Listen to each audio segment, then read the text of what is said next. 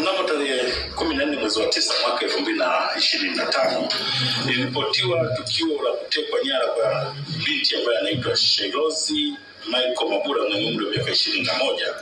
Alikuwa ni mwanachuo katika chuo cha Mzumbe, chuo kikuu cha Mzumbe ndaki ya Mbeya, ambaye alikuwa katika kitivo cha sheria na alitekwa na watu wasiofahamika, ambapo tarehe 16 mwaka 2025 mwezi wa 9 majira saa 5, yani tarehe 16 mwezi wa 9 mwaka 2025 majira saa 5 usiku, huko mtaa wa Moravian uliopo kata ya Isyesye jijini Mbeya, mwili wa mwanachuo huyo ulikutwa ukiwa umechomwa moto. Kwa hiyo baada ya tukio la kutekwa, matokeo yake tarehe 16 mwezi wa 9 majira ya saa 5 za usiku kwenye huo mtaa wa Moravian niliosema kata ya Isyesye, mwili huo ulikutwa ukiwa unachomwa moto. Kwa hiyo kufuatia tukio hili, jeshi la polisi mkoa wa Mbeya ilianza ufuatiliaji ili kuwabaini na kuwakamata wale wote waliohusika katika tukio hilo kwa kutumia kikosi chake cha askari mahiri wenye weledi katika masuala mazima ya ufuatiliaji wa matukio kama haya. Kwa hiyo katika ufuatiliaji huu, mnamo tarehe 24 mwezi wa 9 mwaka 2025 majira ya saa 4 za asubuhi alikamatwa mtu mmoja anaitwa Marwa Nyahega John mwenye umri wa miaka 25. Huyu ni mkazi wa Uzunguni A hapa jijini Mbeya, ambaye katika mahojiano na timu ya upelelezi alikiri kuwa yeye pamoja na wenzake wawili ambao ni Edward Christopher Kayuni na Webusta William Mwantebele kwa pamoja walikula njama na kumteka nyara Shairozi Michael Mabula ambaye kwa sasa ni marehemu, kwa lengo la kujipatia fedha nyingi kutoka kwa baba yake mzazi aitwaye Dr. Mabula Michael. Kwa hiyo baada ya kumteka, walianza kupiga simu kwa familia yake kwa lengo la kujipatia fedha, na iliposhindikana kupata fedha hizo kwa kupoteza ushahidi wakihofia kwamba wanaweza kukamatwa, walipanga kumuua binti huyo ili kupoteza sasa ushahidi. Awali walimnyesha sumu ambayo ni dawa ya kuulia magugu mashambani aina ya Roundup. Kwa hiyo iliposhindikana kuondoa uhai wake, waliamua kumnyonga kwa kamba hadi kufa, kisha kuamua sasa kwenda kuchoma mwili wake. Kwa hiyo baada ya kupata taarifa hiyo, ufuatiliaji uliendelea, na ilipofika tarehe 25 mwezi wa 9 mwaka 2025 alikamatwa mtuhumiwa mwingine ambaye anaitwa Webusta William Mwantebele mwenye umri wa miaka 27. Huyu ni mlinzi ambaye alikiri kushiriki kufanya tukio la utekaji na mauaji ya binti huyu, na alieleza kuwa tukio hilo walifanya kwa kushirikiana na wenzake ambao ni Marwa Nyahega John na Edward Christopher Kayuni. Aidha, alieleza kuwa anaweza kwenda kuonyesha askari watuhumiwa wengine walipo au watuhumiwa wenzake, kwani wamepanga kwenda mafichoni kwenye machimbo yaliyopo katika wilaya ya Chunya. Hii yote ni katika kukwepa mkono wa sheria usiwafikiri. Kwa hiyo mnamo tarehe 27 mwezi wa 9 mwaka 2025 aliwachukua hawa askari polisi na kwenda nao katika kijiji cha Charangwa, eneo waliokuwa wamepanga kukutana. Askari polisi waliweka mtego kwa ajili ya kumkamata na kumnasa mtu huyo ambaye Webusta William Mwantebele, ambaye sasa ni mtuhumiwa katika kesi hii, alisema atawaonyesha. Kwa hiyo baada ya muda alifika mtu mmoja na mtuhumiwa huyo akawaeleza askari kuwa huyo aliyekuja ndiye Edward Christopher Kayuni na ndiye aliyeshirikiana naye kumuua yule binti ambaye nimemtaja Shairozi Mabula. Kwa hiyo askari alipojaribu kumkamata mtuhumiwa huyo, alichomoa kisu ghafla na kuanza kuwatishia askari kwa kutaka kuwachoma kisu hicho. Kwa hiyo askari walifyatua risasi hewani na kumuonya mtuhumiwa ajisalimishe na aache kitendo hicho cha kutaka kuwachoma askari, lakini alikaidi. Baada ya kukaidi amri hiyo, yeye aliendelea kumkunja shati askari, lakini kutokana na umahiri wa yule askari na mafunzo ambayo ameyapata ya kujihami, aliweza kumdhibiti. Lakini pia askari wengine waliokuwepo karibu waliweza kufyatua risasi nyingine iliyompata kwenye mguu wa kushoto na huyo mtuhumiwa akaanguka chini. Hii yote ilikuwa ni katika kumnyong'onyesha ili asiweze kuleta madhara kwa askari.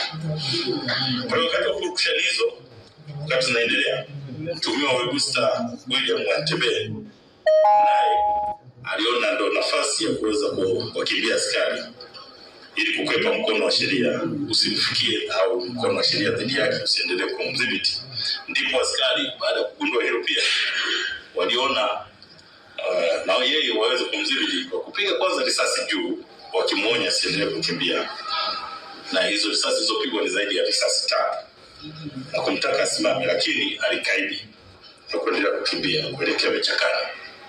Kama unavyojua eneo la Charangwa liko kwenye kuna miti na makazi yako mbali kidogo, kwa hiyo alikuwa anakimbia ili aweze kujificha kuelekea kwa vichakani, na ndipo alipopiga risasi iliyopelekea kumjeruhi mguu wa kulia na nyingine ilimpata mgongoni na aliweza kuanguka chini.